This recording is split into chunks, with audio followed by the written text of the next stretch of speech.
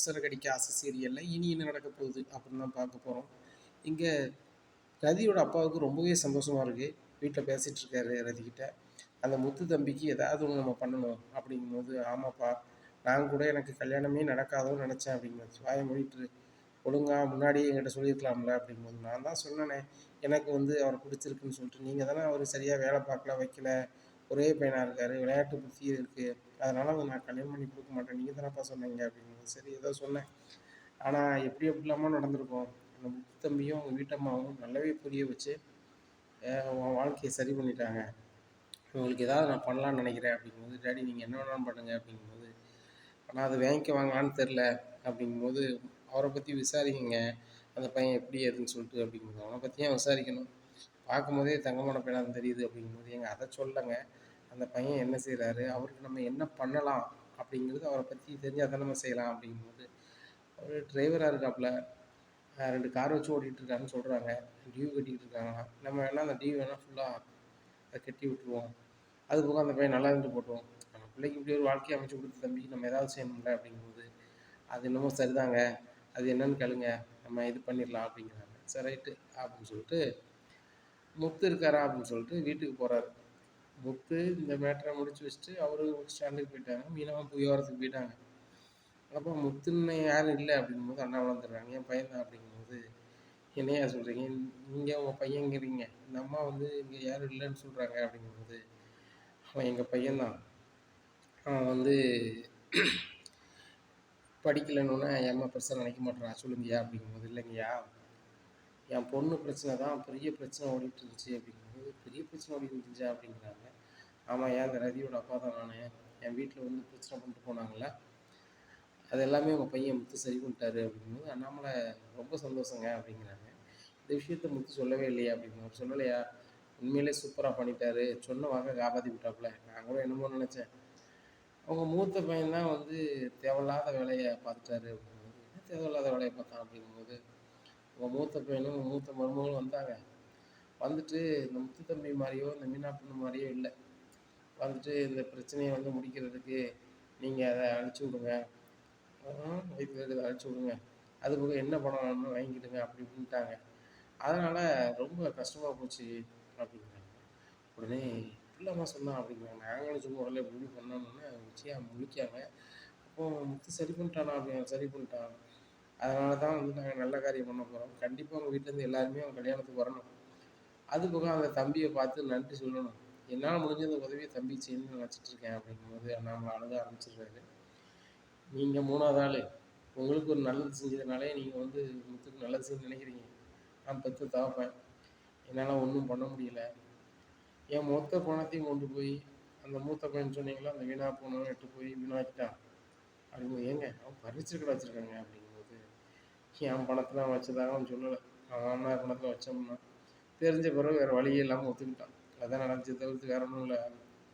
ஐயா முத்து என் பையன்தான், சரியாக படிக்கலை, ஆனால் படிக்காட்டிலும் நல்லா உழைக்கக்கூடியவன், தனக்குன்னு எதுவுமே சேர்த்து வைக்க மாட்டான், இந்த வீட்டுக்காகவும் தனக்கு தெரிஞ்சவங்களுக்காகவும் அவ்வளோ பண்ணுவான், அவனுக்குன்னு ஒரு ரூம் கூட என்னால் கட்டி கொடுக்க முடியல, இதுதான் உள்ளது, அப்படி நான் கட்டி கொடுக்கணும்னு சொன்னால் கூட வேண்டாம் நானே உழைச்சி கட்டிக்கிறப்பாங்கிறான், ஆனால் கொஞ்சம் கொஞ்சமாக சேர்த்து வைக்கிறான், அப்புறம் குடும்பத்துக்கு ஏதாவது தேவைன்னா அதை பயன்படுத்துகிறான், இப்படி இருக்கா ஐயா என்ன பண்ணுறது அப்படிங்கும்போது, நம்ம வீட்டுக்காரங்க பயன்படுத்தினா அவங்க குழந்தைய கல்யாணத்துக்கு எடுத்தெல்லாம் செலவு பண்ணான் அப்படிங்கும்போது, விஜயா அதுக்கு இன்னொரு நடந்துச்சு, இந்த வீட்டுக்காக தானே பண்ணேன், எல்லாமே இந்த முத்து மீனா வந்து வீட்டுக்காக தான் பண்ணுறாங்க, அது உனக்கு எங்கே புரிய போகுது, பாருங்கள் என்ன ஒரு கட்டில் இருக்கு பாருங்கள், அந்த கட்டில் தான் அவங்க ரூம் வச்சுருக்காங்க அப்படிங்கும்போது அவருக்கு ரொம்ப மனசுக்கு வேதனையாக இருக்குது. இந்த வீட்டு பையன் இந்த வீட்டில் வந்து கேட்கும், அவங்க அம்மாவே வந்து அந்த அப்படி ஒரு பையன் இங்கே இல்லை அப்படின்னு சொல்லுதாங்க, அதுபோக எல்லா பையனுக்கும் ரூம் கொடுத்துட்டு அந்த பையனுக்கு மட்டும் ரூம் கொடுக்காம ஹாலில் வச்சுருக்காங்க, ஐயோ இந்த பையனுக்கு நம்ம ஏதாவது பண்ணியே ஆகணுமே, நம்ம காருக்கு டியூ மட்டும் கொடுத்துருவோம் அப்படின்னு பார்த்தா, அந்த பையனுக்கு இருக்க வீட்டிலன்னா அவன் என்ன செய்வான், அப்பாவை கஷ்டப்படுத்தக்கூடாது, தானும் தான் பொண்டாட்டியும் உழைச்சி தான் பண்ணணும்னு சொல்லுவாங்களே அப்படின்னு சொல்லிட்டு, ஐயா நான் போயிட்டு வரேன் அப்படின்னு சொல்லிட்டு வீட்டில் போய் சொல்லுதாங்க. அந்த முத்து தம்பிக்கு நம்ம கார் டியூ மட்டும் கட்டினா காணாது அப்படிங்கிறாங்க. ஏங்க வேறு எதுவும் செய்யணும்னா செஞ்சிடலாம் அப்படிங்கிறாங்க.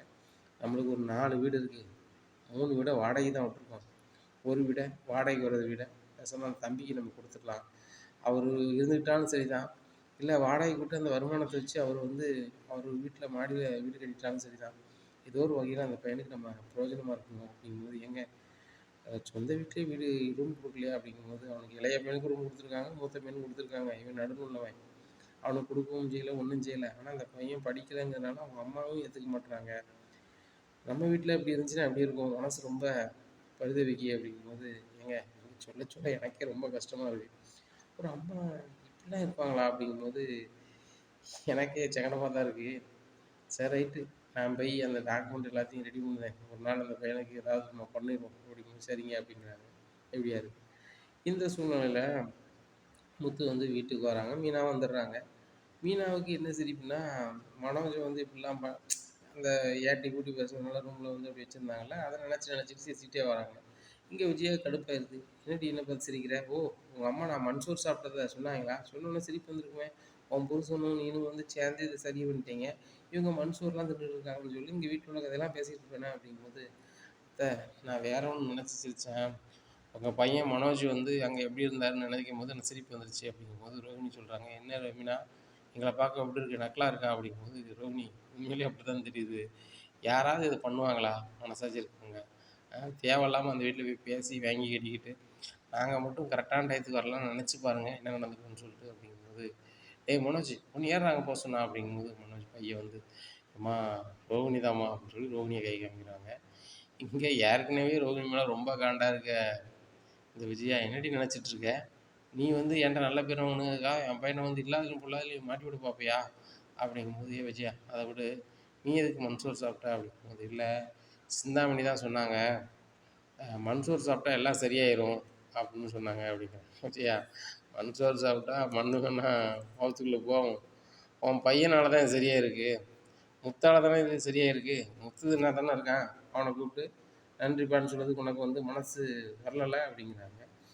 ஏப்பா ஒழுங்கப்பா நான் செய்ய வேண்டியதை செஞ்சிட்டேன் அப்படிங்கிறாங்க. உடனே முத்து சொல்கிறாரு, ஏப்பா நம்ம வீட்டுக்கு இப்படி ஒன்று ஒன்றா வந்துட்டுருக்கு, செல்வத்திட்ட பேசிகிட்டு இருக்கும்போது சொன்னோம்பா குலதெய்வம் கோயிலுக்கு போயிட்டு வந்தால் நல்லா இருக்குங்க, நானே போயிட்டு வந்துடுவோம்ப்பா அப்படிங்கும்போது நானும் நினச்சிட்டே தான் இருந்தேன் எங்கள் அம்மாவுக்கு பேசுகிறேன் அப்படின்னு சொல்லிட்டு, அம்மா அண்ணாமலை பேசுகிறேன் அப்படிங்கிறாங்க.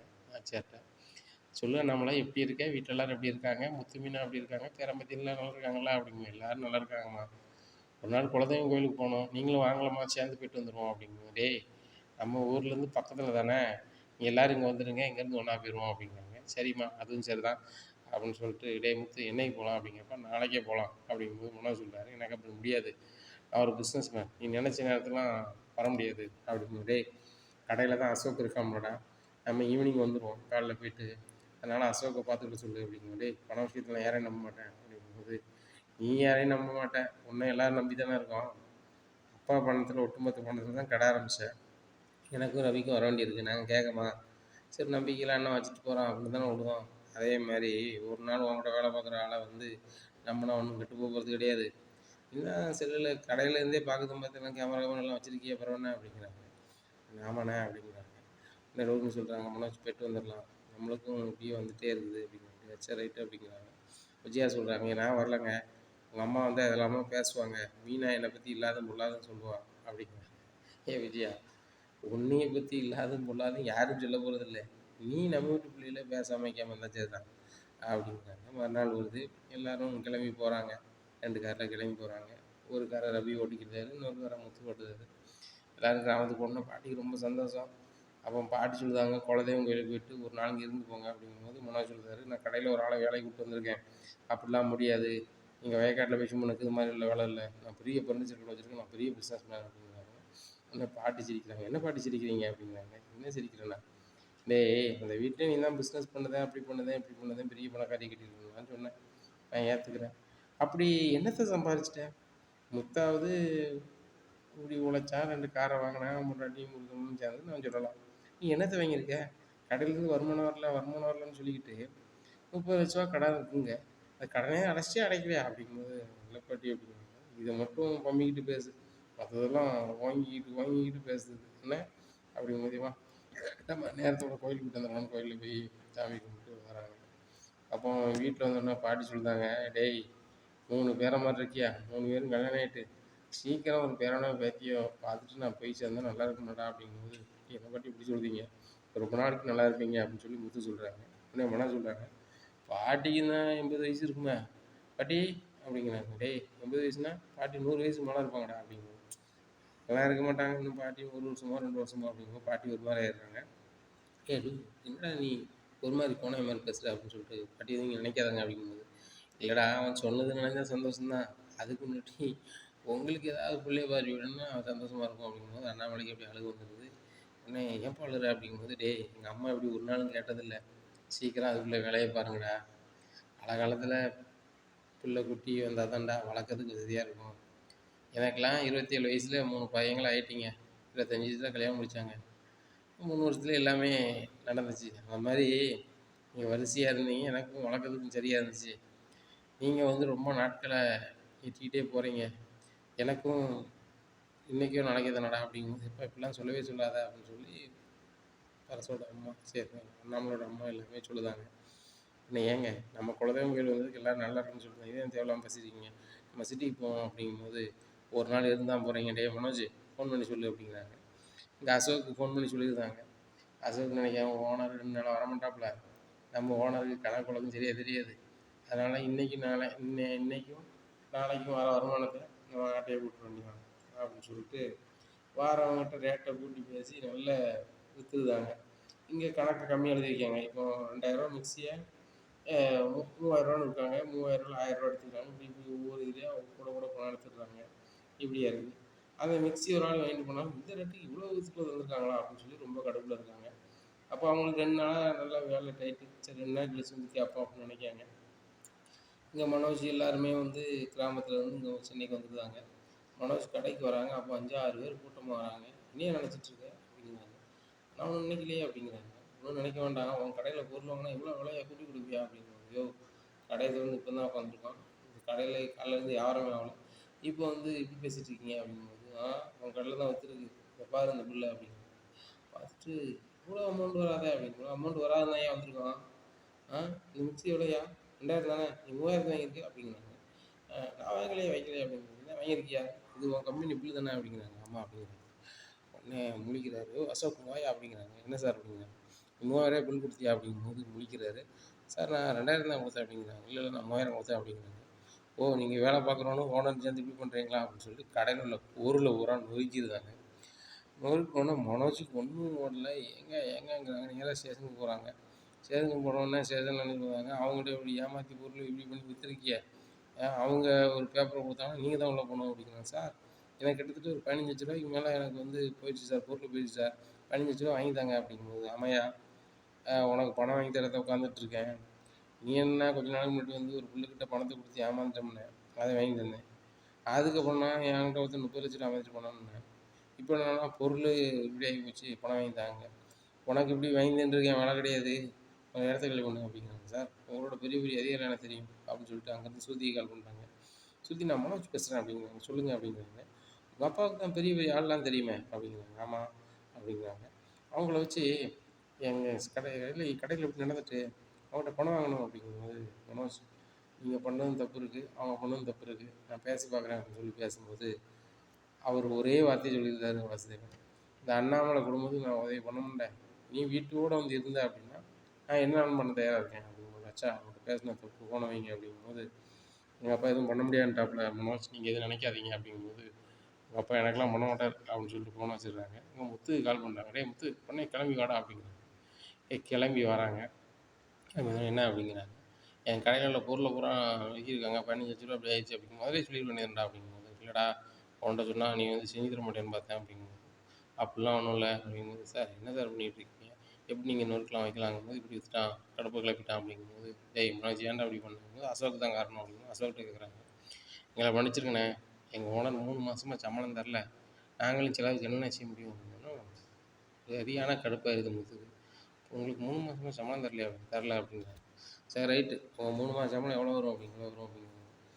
உங்கள் சம்பளத்துக்கு என்னென்ன பொருள் எடுக்கணுமோ எடுத்துக்காங்க அப்படிங்கிற. டேய் உன்னை கூட்டத்துக்கு நீ வேறு இப்படி பண்ணுவேடா அப்படிங்கிறாரு கடையில் வச்சுக்கிட்டு. இல்லை 3 மாதம் சம்பளம் கொடுக்கணும், யார் இவ்வளோ பண்ணி எடுத்துக்கோங்க அப்படிங்கிறாங்க. கடையில் ஒரு பொருளுமே இல்லை.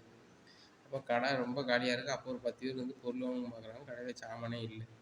அப்போ கம்பெனிக்கு ஃபோன் பண்ணி சொல்லுதாங்க, இந்த மாதிரி எனக்கு பொருள் வேணும் அப்படின்னு சொல்லிட்டு. மனோஜுங்க பாருங்கள், ஏற்கனவே நீங்கள் வாங்கின பொருளுக்கு வந்து பணமே கட்டலையா, ரோஹினிகிட்ட கொடுத்து நான் பணம் போட சொன்னேன் அப்படிங்கும்போது ரோஹினி கால் பண்ணுறாங்க. ரோகிணி என்ன செஞ்சிடுறாங்க, தினேஷ் வந்து தான் பிரச்சனைய வெளிய சொல்லிறக்கூடாது அப்படின்னு சொல்லி தினேஷ கூப்பிட்டு ஒரு ரூ. 3,00,000 குடுத்துருக்காங்க கம்பெனிக்குள்ள பணத்த. ஏற்கனவே ஒரு ரூ. 2,00,000 கடையில உள்ள பணத்தையும் எடுத்திருக்காங்க. ஆக ரூ. 5,00,000 கெட்டலு. இப்படி இருக்கும்போது ரோகிணி கால் பண்ணும்போது ரோகிணி வந்து என்ன பதில் சொல்லணும்னே தெரியாம, வித்யா கல்யாண நாள்ல அவளுக்கு குடுத்துட்டேன் அப்படின்னோனே மனசு சரியான கடுப்பாயிருது. அங்க வித்யாவுக்கு நாள் வைக்கிறதுக்கு முருகன் வீட்ல உள்ள சொந்தக்காரங்க, இவங்க வீட்ல உள்ள சொந்தக்காரங்க எல்லாமே வித்யா வாடகை இருக்க வீட்ல பேசிக்கிட்டு இருக்காங்க. பேசிட்டு இருக்கும்போது, "ஏய் வித்யா நீ என்ன நினச்சிட்டு இருக்க? ரோகிணி ஏமாத்தி ஏமாத்தி பணம் வாங்கிட்டு நீ கல்யாணம் முடிச்சுட்டு ஓடிடலான்னு பார்க்கியா? நீ நான் விடவே மாட்டேன். என் பணம் எனக்கு வந்தாகணும்" அப்படின்னு மனோஜ் சொன்னதை பார்த்தோன்னே வித்யாவுக்கு சரியான கடுப்பாயிருது. எந்திரிச்சு வந்து மனோஜ் கூட பார்க்காம பலார் பலார்னு வாங்கியிருக்காங்க. அங்கேருந்தே வந்து ரோகிணி கால் பண்ணுறாங்க. "என்னடி நினச்சிட்டு இருக்க? உன் புருஷன் தேவையில்லாம வந்து இது பண்ணிகிட்டு இருக்காரு. எனக்கும் முருகனுக்கும் நிச்சயம் ஆகிக்கிட்டு இருக்கு. இப்போ என் முருகன் வீட்டில் என்ன நினைப்பாங்க?" அப்படிங்கும்போது, "ஏன் மன்னிச்சிருடி நான் தாண்டி அப்படி கோர்த்து விட்டேன்" அப்படிங்கும்போது, "இங்கே பாரு உன் கதைக்கெல்லாம் ஏன்டா இது பண்ணிகிட்டு இருக்காத. இன்னும் உன் புருஷன் வீட்டு பக்கத்தில் வந்தால் அவ்வளோதான். உன் வண்டாலம் என்ன ஆயிரும் பார்த்துக்கோ, கிழிஞ்சிரும் பார்த்துக்கோ" அப்படிங்கிறாங்க. "நே சாரிங்க சாரிங்க அதான்" அப்படிங்கும்போது முருகன் சொல்கிறாங்க, "எங்கள் வீட்டில் வந்து வித்தியா ஒரு மாதிரி நினைக்காங்க. அதனால் ரோகிணிகிட்ட பேச்சை குறைச்சிரு" அப்படிங்கும்போது, "இன்னும் நான் ரோகிணிகிட்ட பேசவே மாட்டேன் முருகன், நீங்கள் எதுவும் நினைக்காதீங்க" அப்படின்னு சொல்கிறாங்க. முருகன் கிளம்பி போயிடுறாங்க. இங்கே முருகன் வந்து தனக்கு கல்யாண நாள் வச்சுருக்கேன் 1ஆந்தேதி, நீங்களாம் வந்துடணும் முத்தண்ணே அப்படிங்கும்போது, "என்னடா நாள் வைக்கும்போது கூப்பிடல" அப்படிங்கிறானே. "உங்கள் வீட்டில் ஏகப்பட்ட பிரச்சனை போயிட்டு இருந்துச்சு, அது போக எல்லாமே கேள்விப்பட்டேனே. உங்கள் அம்மா வந்து நடந்த பள்ளி நடக்குது, அங்கே ஏதோ ஒரு பிரச்சனைன்னு சொல்லிட்டு, அதனால தானே அந்த நேரத்தில் உங்களுக்கு சொல்ல முடியல" அப்படிங்கும்போது, "அதெல்லாம் ஒன்றும் பிரச்சனை இல்லைடா, எல்லாமே சரியாயிருச்சு. எங்கள் அம்மாவும் இப்போ வழக்கமாக நடன பள்ளி போக ஆரம்பிச்சிட்டாங்க" அப்படிங்கும்போது, "அதானே மொத்தம் வரும்போது என்ன பிரச்சனை வரப்போகுது, ஒன்றும் பிரச்சனை கிடையாது. அண்ணன் கல்யாணத்துக்கு இன்னொரு 15 நாள் இருக்குண்ணே. நீங்களும் உங்கள் வீட்டில் உள்ளவங்க வந்தாலும் நடத்தி கொடுக்கணும். என் சைடில் பெருசாக எங்கள் அண்ணன் எனக்கு குடும்பம் தான், உங்களுக்கு தெரியும்ல. நீங்கள் தான் நடத்தணும். எங்கள் அண்ணன் உங்களை மாதிரி வாயும் பேச மாட்டாப்புல, பெரிய அளவில் பழக்கமும் கிடையாதுண்ணே. நீங்கள் கொஞ்சம் பண்ணி கொடுங்கண்ணே" அப்படின்னு. "அழகாக பண்ணிடலாம், நீ கவலைப்படாத" அப்படிங்கிறாங்க. இங்கே உங்கள் வீட்டுக்கு வந்து நான் சொல்லணும்னானே அப்படிங்கிறாங்க. "அதெல்லாம் ஒன்றும் இல்லை, நான் என்கிட்ட சொன்னால் போதுமானது" அப்படிங்கிறாங்க. எங்கள் வீட்டிலேருந்து முத்து சொல்கிறாரு, "ஏப்பா முருகன் ஒரு பையன் வருவாங்கப்பா, அவனுக்கு கல்யாணம், இந்த வித்யா பிள்ளையை தான் கல்யாணம் முடிக்க போகிறான், உங்கள் வீட்டிலேருந்து எல்லோரும் போகணுமா" அப்படிங்கும்போது, "ரோகிணி உன் ஃப்ரெண்டு கல்யாணமாம்மா, என்னைக்குமா" அப்படின்னு கேட்குறாங்க. "என்ன ரோகிணி திருதுன்னு முடிக்காங்கப்பா, இன்னும் 15 நாள் இருக்குன்னு சொன்னேன்" அப்படிங்கும்போது, "ஏப்பா வித்யா வந்து ரோகிணிக்கு ரொம்பவே ஃப்ரெண்டு, ஆனால் வித்யா கல்யாணம் இந்த பிள்ளை நிச்சயதார்த்தத்துக்கு கூட போகல" அப்படிங்கும்போது, "ஏம்மா உன் நிச்சயதார்த்தத்துலேருந்து கல்யாணத்துலேருந்து அந்த வித்யா பிள்ளை இல்லாத ஃபங்க்ஷன் நம்ம வீட்டில் கிடையாது, அதனால் அந்த பிள்ளைக்கு ஒன்றுனா நீ போகணும்லம்மா" அப்படிங்கும்போது, "இல்லை அங்கிள் எனக்கு ஒரு சின்ன பிரச்சனை" அப்படிங்கும்போது மனோஜ் சொல்கிறார், "என்னப்பா பிரச்சனை நினைக்கிங்க? அது வித்யாட்ட பணத்தை வாங்கி கொடுத்தேன்னு சொல்கிறா, ஆனால் வித்யாட்ட கேட்டால் நான் பணம் வாங்கணும்னு சொல்லி என் மேலே கையை வச்சிட்டாப்புல" அப்படிங்கும்போது, "கையை வச்சிட்டாவா?" சொல்லி விஜயா சரியான நாள் எப்படி வைக்கலாம் அப்படிங்கும்போது, "ரோகிணி உன் ஃப்ரெண்டு பணம் வந்து ஒரு நாளில் தரேன்னா அவ்வளோதான்" அப்படிங்கிறாங்க. "ஆண்டி ஒரு நாளில் அவள் எப்படி தருவா, அவளுக்கு தான் கல்யாணம் இருக்குல்ல" அப்படிங்கும்போது, "மனோஜ் மேலே கை வச்சிருக்கேன், நான் சும்மா விட மாட்டேன், ஒழுங்கா நீ பணத்தை வாங்கிட்டு வந்து சேரு" அப்படிங்கிறாங்க. இங்கே ரோகிணி வீட்டுக்கு போகிறாங்க. அங்கே வித்யா இல்லை. வித்யாவோட சித்தி தான் இருக்காங்க. "என்ன கல்யாணி, நாளைக்கு அன்னைக்கு நீ வரலன்னு எல்லாரும் கேட்டோம், நீ என்ன வராமல் வந்திருக்க" அப்படிங்கிறாங்க. "ஆமாம், சரி உட்காரு வித்யா வந்துடுவா" அப்படிங்கிறாங்க. வித்யா ரூமில் போய் உட்காந்துருக்காங்க. அங்கே பார்க்காங்க ஒரு பெட்டி வந்து சரியாக மூடாமல் இருக்குது. அதை மூடி பார்க்காங்க, அதில் ஃபுல்லாக பணம் இருக்குது. ஆஹா அப்படின்னு சொல்லிட்டு அதிலிருந்து ஒரு 5,00,000 எடுத்துருக்காங்க. 5,00,000 எடுத்துகிட்டு பேக்குள்ளே வச்சுக்கிட்டு, நான் போயிட்டு வரேன்" அப்படின்னு சொல்லி கிளம்பிடுறாங்க. வீட்டில் போய் கேட்டால் விஜயாட்ட கொடுத்தாங்க. "அத்தை இதில் இருக்குது 5,00,000, வித்யா தந்துட்டா" அப்படிங்கிறாங்க. இதை பார்த்த மீனாவுக்கு ஒன்றும் வரல. 5,00,000 வித்யா கொடுத்துட்டாங்களாம் உடனேவா அப்படின்னு சொல்லிட்டு வித்யாவுக்கு கால் பண்ணாங்க. "வித்யா நீங்கள் ஒரு 5,00,000 ரோகிணி கொடுத்தீங்களா" அப்படிங்கிறாங்க. நான் கொடுக்கல, அவள் வீட்டுக்கு வந்திருக்காங்க, என் சித்தி தான் ஃபோன் பண்ணா, நான் வச்ச பணத்தை எடுத்துட்டாலும் அவனை சும்மா விட மாட்டேன்" அப்படிங்கிறாங்க. உடனே, "என்ன வித்யா நான் ஃபோன் பண்ணவே தான் உங்களுக்கு தெரியுமா" அப்படிங்கிறாங்க. "ஆமாம்" அப்படிங்கிறாங்க. "நான் வேணா கேட்கட்டுமா" அப்படிங்க. நீங்கள் கேட்க வேண்டாம், உங்கள் ரோகிணின்னு பார்க்க மாட்டேன், நான் உள்ள தான் வைக்க போகிறேன்" அப்படிங்கும்போது, "வித்யா அப்படி எதுவும் பண்ணிடாதீங்க, நான் பணத்தை தர சொல்கிறேன்" அப்படிங்கிறாங்க. உடனே அண்ணாமலைகிட்ட சொல்லியிருந்தாங்க மீனா, "இங்கே பாருங்கள் மாமா, வித்யா பணத்தை இவங்க வாங்கிட்டு வரல, வித்யா இல்லாத போது எடுத்து வந்திருக்காங்க" அப்படின்னு. மீனா, "உங்களுக்கு என்ன தெரியும், தேவையில்லாமல் பேசுகிறீங்க" "தேவையில்லாமல் நான் பேசலை, வித்யாவுக்கு ஃபோன் பண்ணி கேட்டேன், வித்யாவே சொல்லிட்டாங்க, வித்யா நம்ம வீட்டுக்கு தான் வந்துட்டு இருக்காங்க" வித்யா வந்துடுறாங்க. "ரோகிணி என்னடி நினச்சிட்ருக்க, என் பணம் உடனே வந்தாகணும்" அப்படிங்கிறாங்க. உடனே விஜயா சொல்கிறாங்க, "ரோகிணி தந்த பணத்தை தானே வாங்கிட்டு வந்திருக்கா, நீ அவட்ட வாங்கலை" அப்படிங்கும்போது, "ஆண்டி நான் சொல்லுறது தப்பாக நினச்சிக்காதீங்க, அவன் என் ஃப்ரெண்டு தான், அவளை பற்றி எனக்கு A to Z எல்லாம் தெரியும், நான் தான் அவளுக்கு ஏகப்பட்ட வாட்டி பணம் கொடுத்துருக்கேன்" அப்படிங்கும்போது, "இல்லை நீ தான் வாங்கியிருக்க வச்சிருக்க" அப்படின்னு சொல்லி மனோஜ் சொல்லுதாரு. விஜயாவும் சொல்லுதாங்க, "நான்லாம் ஒரு வாட்டி வாங்கலை, அவட்ட வேணா கேளுங்க" அப்படிங்கும்போது, "என்ன வித்யா ஏமாத்துறியா, என்கிட்ட 8,00,000 வாங்கியிருக்கு அதை நான் வாங்கிட்டு வந்தேன் அப்படி இப்படின்னு சமாளிக்கிறாங்க. இந்த சமாளிக்கிறதெல்லாம் வச்சுக்கிடாத ரோகிணி, எனக்கு என் பணம் வேணும் அப்படிங்கும்போது அண்ணாமலை சொல்கிறாங்க, இங்கே பாரு அது வந்து அந்த முருகன் பணம்னு சொல்லுது அந்த பிள்ளை, உங்களை கையில் கொடு அப்படிங்கிறாங்க. வழி இல்லாமல் கொடுத்துட்றாங்க. விஜயா வாசல்னு சொல்லிட்டு போகிறாங்க. இங்கே பாரு ரோகிணி, என் கல்யாணத்துக்கு எல்லோரும் வரணும்னு ஆசைப்படுறேன் இந்த வீட்டிலேருந்து, ஆனால் நீ மட்டும் வந்துடாத அப்படின்ட்டு போகிறாங்க. அப்போ தான் முத்து நினைக்கிறாரு, இந்த ரோகிணிகிட்ட ஏதோ ஒன்று இருக்க, எவ்வளோ வேலைலாம் பார்க்குதுலாம் சாதாரண நாள் மாதிரி தெரியலையே அப்படின்னு நினச்சிட்டு இருக்காங்க. அப்போ அன்றைக்கி நைட்டு எல்லாம் சாப்பிட்டு தூங்க போகிறாங்க. கிறிஸுக்கு சாப்பாடு ரெடி பண்ணி ஊட்டி விடுறதுக்காக கிறிஸை தேடுறாங்க. கிறிஸை காங்கலை. கிறிஸ் எங்கே இருக்காங்கன்னா ரோகிணி ரூமில் இருக்காங்க. ரோகிணி பீஸா ஒன்று ஆர்டர் பண்ணி ஊட்டி விட்டுக்கிட்டு இருக்காங்க. அப்போ எங்கே இருக்கேன்னு கேட்கும்போது நான் அங்கே இருக்கேன் அப்படின்னு சொல்லி கிறிஸ் சவுண்ட் போடுறாங்க. கதவை திறந்து போகிறாங்க. பீஸா சாப்பிட்டுட்டு இருக்காங்க. பீஸா சாப்பிட்டு அப்படின்னு சொல்லி அந்த சாப்பாடு திட்டம் கொண்டு வராங்க. முத்து என்ன கிறிஸுக்கு சாப்பாடு விட்டு போகிறான்னா இப்போ விருந்துட்டு கொண்டு வந்திருக்கேன் அப்படிங்கும்போது, ஏங்க அவன் வந்து ரோகிணி ரூமில் பீஸா சாப்பிட்டுருக்காங்க. ரோகிணி ரூமில் பீஸா சாப்பிட்ருக்கானா? மீனா நீ இது கவனிச்சியா? அந்த பார்லரம்மா ஒவ்வொன்றா செய்து அதை பார்க்கும்போது எனக்கு ரொம்ப டவுட் ஆகுது. அதை பற்றி உண்மை எதுவும் தெரியக்கூடாதுன்னு ஒன்று ஒன்றா மறைச்ச மாதிரி தெரியுது. கிறிஸ் வந்து அவங்ககிட்ட வந்து பக்கத்தில் போய் நல்லா பேசுகிறான். அதுவும் வந்து முன்னாடி மாதிரி இல்லை. கிறிஸ் ரொம்ப சந்தோஷமாக இருக்குது அப்படின்னு. ஏங்க சின்ன பையனை பார்த்தா யாருமே அப்படி இருக்க தான் செய்வாங்க அப்படிங்கும்போது, ஏன்னா அப்படி இருக்க தான் செய்வாங்க. ஆனால் அந்த பார்லரம்மா இருக்க மாட்டாங்களே, 10 பிள்ளைகளும் வீட்டுக்கு வருது போகுது. அந்த பார்லரம்மா அவ்வளோ சிரித்து பேசுனது கூட கிடையாது. ஏன்னா கிறிஸ்ட ரொம்ப க்ளோஸாக இருக்காங்க. அதுபோக வந்து வித்தியாசமாக இருக்காங்க. அந்த பார்லர் மட்டும் ஏதோ இருக்குது அப்படிங்கும்போது, ஏங்க அவங்க பணக்காரி இல்லைன்னு தெரிஞ்சு போச்சு, அவ்வளோதான், வேற என்ன இருக்க போகுது அப்படிங்கும்போது, இல்லை மீனா அந்த பார்லர் மட்டும் ஏதோ ஒன்று இருக்குது, அதை கண்டுபிடிச்சே தீர்வோம் அப்படின்னு சொல்லிட்டு நினைக்காங்க. சரிங்க நீங்கள் சாப்பிடுங்க அப்படின்னு சொல்லி சாப்பாடு கொடுக்குறாங்க. மறுநாள் காலையில் விடியுது. எல்லோரும் வேலைக்கு போயிருக்காங்க. அங்கே அருணும் சீதாவும் வீட்டுக்கு வராங்க. வீட்டுக்கு வந்து பத்திரிக்கை கொடுக்காங்க. அப்போ விஜயா வந்து பத்திரிக்கையை வாங்க மாட்டிருக்காங்க. அப்போ மீனா வந்துடுறாங்க, வாங்க அப்படிங்கிறாங்க. முத்து வந்துடுறாங்க, வாங்க அப்படிங்கிறாங்க. நாங்கள் புதுசாக ஒரு வீடு வந்து கட்டியிருக்கோம், பால் காய்க்க போகிறோம், எல்லோரும் வந்துடணும் அப்படிங்கிறாங்க. இன்னும் மீனா நாங்கள் எல்லோரும் வந்துடுவோம் அப்படிங்கும்போது விஜயா சொல்கிறாங்க, நாங்கள் எல்லோரும் வரமாட்டோம், உங்கள் மைனிக்கார் மட்டும் வருவான், அவன் சவளப்பாடி கூட வரமாட்டான், நீ வேணா அவன்கிட்ட கேளு அப்படிங்கும்போது, மீனா குடும்பத்தையும் சீதா குடும்பத்தையும் அந்த நேரத்தில் விட்டு கொடுக்கலான்னு சொல்லிட்டு, கண்டிப்பாக நான் என் சோழப்பாடி வீட்டு ஃபங்க்ஷனில் நான் கலந்துப்பேன் அப்படிங்கிறாங்க. விஜயாவுக்கு ஒன்றும் வரல. என்னடா இது, நம்ம உசுப்பேத்தில் அந்த முத்து வேறு மாதிரி பேசுவான்னு பார்த்தா அவன் சோழப்பாடிக்காக பேசுதான் அப்படின்னு நினைக்காங்க. உடனே சரி போய்ட்டு வரேன்னு சொல்லிட்டு கிளம்பிடுறாங்க.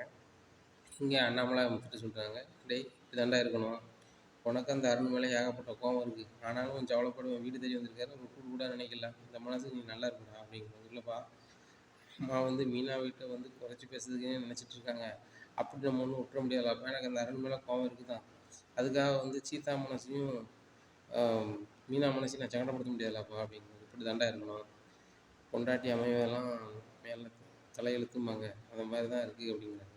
என்னங்க சொல்கிறீங்க, அப்போ எனக்கு உங்களுக்கு தலையெழுத்து ஒழுங்கு ஆகலைன்னு சொல்கிறீங்களா அப்படிங்கிறாங்க. நான் சொல்லி தான் தெரியணுமா, முத்துக்கு அருமையான ஜோடி கிடச்சிருக்கு, ஆனால் எனக்கு அப்படி கிடைக்கலையே அப்படின்னு சொல்லிட்டு அண்ணாமலை எஞ்சி போயிடுறாங்க. இங்கே விஜய் சரியான கடுப்பு, என்னங்க இங்கே இந்த முத்து மீனா முன்னாடி இப்படி பேசுகிறீங்க அப்படிங்கும்போது, முத்து நம்ம பையன் தானே, மீனா நம்ம மருமக தானே, முன்னாடி தானே பேசிட்டேன், வேறு என்ன பேசிட்டேன், வீட்டுக்கார சொந்தக்காரர் எப்படி நடந்ததுன்னு தெரியல, சீதா வரும்போது வந்து முன்னாடி வந்து வாங்கன்னு கேட்க மாட்டேன், சரி ரைட்டு, அதுவும் மருமகன்னு உரிமையில் போயிடுது, அந்த பிள்ளையை ஒருத்தன் கல்யாணம் முடிச்சிருக்காங்களா, அனுமதியாக கொடுத்தது வான்னு கூப்பிடணுங்களா அப்படிங்கிறாங்க. நான் எதுக்குங்க கூப்பிடணும் தானே, எல்லாம் கூட மாட்டேன், ரோகிணி பணக்காரன்னு தெரிஞ்சுன்னு தலை தூக்கி வச்சு ஆடினேன், ஒன்றுமே இல்லைன்னா அந்த பிள்ளைய வந்து பாடாப்படுத்து.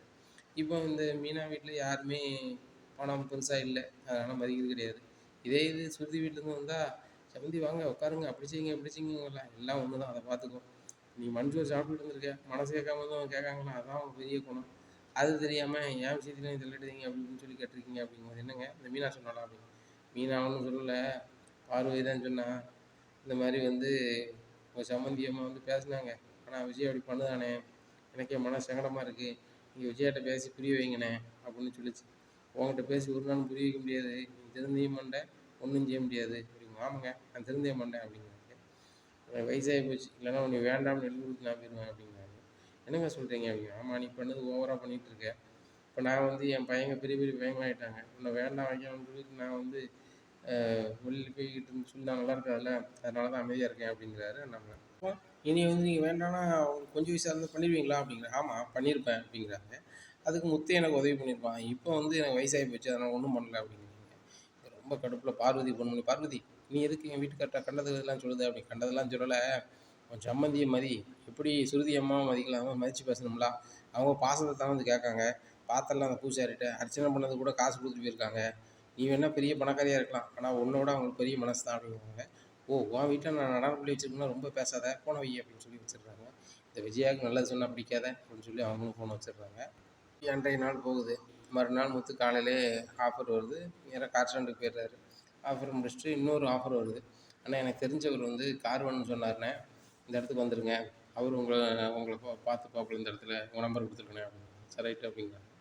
அது யாருன்னா தினேஷ் தான் ஒரு வண்டிய அனுப்பி விட சொல்லுங்க. நான் காசுக்கு உண்டான காச குடுத்துடுறேன் அப்படிங்கிறாரு. அந்த வண்டி வந்துருது. வந்தோனே கால் பண்ணுறாரு. கால் பண்ணிட்டு, இந்த வண்டி தானா அப்படின்னு சொல்லிட்டு கார்ல ஏறிடுறாரு. முத்து கவனிக்கல. எங்க போனோம் அப்படிங்கும்போது, அடையார் போங்க அப்படிங்கிறாங்க. இங்க வண்டி அடையார் போயிட்டுருக்கு.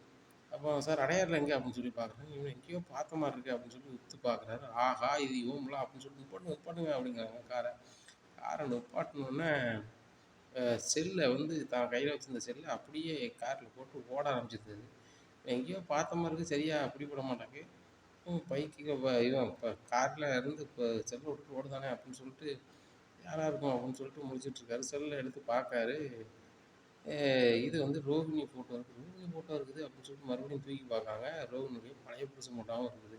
சேர்ந்துருக்குது. மத்த பார்த்து முத்துக்கு ஒண்ணும் ஓடல. ஓ! இந்த மாரிலாம் பண்ணி வச்சிருக்கா. இதுக்காக தான் வந்து வீட்ட ஏமாத்திக்கிட்டு பணக்காரி கிணக்காரின்னு ஏமாத்திட்டு வந்தாளா அப்படின்னு சொல்லிட்டு ஒண்ணும் ஓடாம மீனாவுக்கு கால் பண்ணாங்க. மீனா எங்க இருக்க அப்படிங்கிறாங்க. ஏங்க நான் எங்க இருப்பேன்? நீங்க வேலைக்கு போகாம நானும் வேலைக்கு வந்துட்டேன் அப்படிங்கிறாங்க. சரி எந்த இடத்துல இருக்கு சொல்லு அப்படிங்கிறாங்க. பொன்னியம்மன் கோயில் பக்கத்துல போயிட்டுருக்கேங்க. வியாபாரத்த முடிச்சுட்டு அம்மா மறுபடியும் வரணும் அப்படிங்கிறாங்க. நானும் அங்கேயே வரேன்னு சொல்லிட்டு நேரா பொன்னியம்மன் கோயிலுக்கு வந்துருக்கேங்க. உடனே என்னங்க அவசரமா இருக்கீங்க என்ன அப்படிங்கிறாங்க. மீனா இந்த செல்ல பாரு அப்படிங்கிறாங்க. யார் செல்லுங்க? புதுசா தெரியுது அப்படிங்கிறாங்க. புது செல்லு தான். அந்த செல்லுக்குள்ள என்ன இருக்குன்னு பாரு அப்படிங்கிறாங்க. பார்க்குறாங்க. பார்த்துட்டு மீனாவுக்கும் ஒன்றும் ஓடல. என்னங்க இது நம்ம ரோகிணி தானே அப்படிங்கிறாங்க. ரோகிணியே தான். வேற யாரு அப்படிங்கிறாங்க. செல்லு உங்களுக்கு எப்படி கிடைச்சிச்சு அப்படிங்கிறாங்க. மீனா அது இருக்கட்டும். ரோகிணி கூட இருக்குது யாரு? மாலையும் கழுத்துமா இருக்குது. அதுபோக ரோகிணி கழுத்துல தாலி வேற இருக்குது. இது மனோஜ் கட்டின தாலி மாதிரி தெரியலையே அப்படிங்கும்போது ஏங்க அவங்களுக்கு அப்போ வேற யாருக்கும் மூலியம் கல்யாணம் ஆயிருக்கு உங்களுக்கு அப்படிங்கிறாங்க. என்ன சொல்ற அப்படிங்கிறாங்க. இதெல்லாம் மறைச்சிட்டு தான் நம்ம வீட்டுல இருந்திருக்காங்க. நம்ம நினைச்சது ஒன்றும் தப்பாகலை. இதான் நடந்திருக்கு. நான் கூட என்னமோ நினைச்ச அந்த ரோகிணியை இவ்வளோ பண்ணியிருக்காங்களா? இங்கே இது சும்மி விடக்கூடாது அப்படிங்கும்போது மீனா அப்பா வந்து இன்னைக்கு ஊருக்கு கிளம்பிடுவாப்புல. என்ன ஏதோ ஒன்று இப்போ ஃபங்க்ஷனுக்கு போகணுமா போயிட்டு வரட்டும். வந்த அப்புறம் இது பேசிக்குவோம். ஏன்னா அப்பா வந்து சொந்தக்காரன் ஃபங்க்ஷன் போகலாம் தப்பாக நினைப்பாங்கன்னு சொன்னாங்க. அப்பாவுக்கு ஏதாவது மனசங்கடம் ஆகிட்டுனா போகாது. போயிட்டு வரட்டும் அப்படிங்கிறாங்க. அண்ணாமலையும் அந்த குடும்ப ஃபங்க்ஷனுக்கு போயிட்டு வந்துடுறாரு. 2 நாள் கழிச்சு முத்து சொல்கிறாரு ஏப்பா இன்னைக்கு காலையில் யாரும் வேலைக்கு போகிறா நீங்களே சொல்லுங்கப்பா அப்படின்ட்டு வேலைக்கு போகிறவங்கள விட்றா நான் போகண்டான்னு சொல்ல முடியும் அப்படிங்கிறாங்க. இல்லைப்பா இந்த வீட்டில் முக்கியமான கதை இருக்குது. எல்லாரும் ஒரு முடிவு எடுக்கணும்ப்பா அதுக்கு தான் அப்படிங்கிறாங்க. அண்ணாமலை எல்லாரையும் வர சொல்லி விஜயா முத்து ஒரு முக்கியமான கதை பேசணுங்க அப்படிங்கும்போது ஏங்க அவன் பேசுறது எல்லாமே தேவையில்லாத கதை. அதுக்காக மனோஜ் பெரிய பர்னிச்சர் கடை வச்சுருக்கான். ரோகிணி ஏதோ பார்லரோட பெரியவளாக இருக்கான் போகிறான். போனவளுக்கு 50,000 ஆம்புங்க. அதுபோக ஸ்ருதி எப்படியாங்க மாசமாக்காரி. ரவியும் அப்படி தான் நான் கிளம்புவாங்க அப்படிங்கும்போது டேய் ரவி நான் சொல்லுறதை கேட்டுட்டு நீங்கள் இன்றைக்கி வேலைக்கு போகணுமா போக வேண்டாமா நீங்களும் முடிவு பண்ணுங்க அப்படிங்கிறாங்க.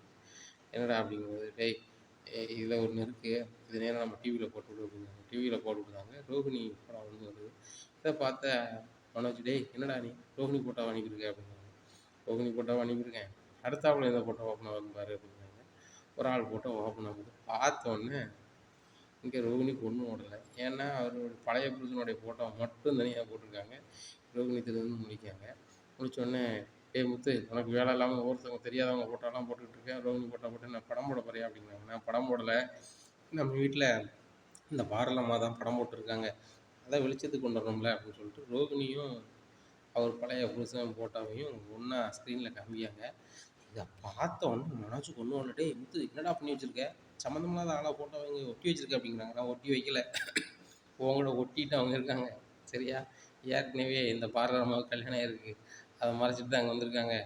ஒருத்தன் வந்து ஒருத்தவங்க கல்யாணத்தை நிப்பாட்டணும் வைக்கணும்னு சொல்லிட்டு ஒரு 2 வருஷம் முன்னாடி என் காரில் ஏறினேன். அவனை போட்டு வெளு வெளுன்னு வெளுத்தேன். என்ன வெளுத்தேன். இப்போ வந்து என்னையனே தெரியாமல் காரை புக் பண்ணி என் காரில் ஏறினேன். டபார்னு யோம்லா அப்படின்னு சொல்லி என்னை பார்த்துட்டு அவன் ஓட ஆரம்பிச்சிட்டான். அப்போ கூட எனக்கு சரியாக பிடிபடல. அதுக்கப்புறம் தான் யாருன்னு செல்லில் பார்க்கும்போது இந்த மேடத்தோட வண்டாலம் பூரா இருக்குது. அப்போ அன்னைக்கு அவன் பண்ணது எல்லாமே இந்த மேடத்தோட கல்யாணத்தை நிப்பாட்டுறதுக்கு தான். இப்போமாவது உள்ளதை சொல்ல சொல்லு அப்படிங்கிறாங்க. இங்கே ரோகிணிக்கு ஒன்றும் வரல. ஆகா நம்ம கல்யாணம்னு தெரிஞ்சு போச்சு. இப்படியே சரி பண்ணிடுவோம். கிறிஸ் இருக்கிறதையோ வைக்கிறதையோ நம்ம சொன்னோம்னா கூடுதலாக நம்மளுக்கு வந்து வேறு மாதிரி ஆயிடும். அதனால் நம்ம எப்படியாவது அழுது நடிச்சிட வேண்டியதான் அப்படிங்கும்போது, "ஆன்ட்டி என்ன மன்னிச்சிடுங்க" அப்படின்னு சொல்லி அழுதுகிட்டே வந்து விஜயா காலை வந்து கும்பிடுதாங்க. "ஏய் கீழ போ மொதல்ல நீ.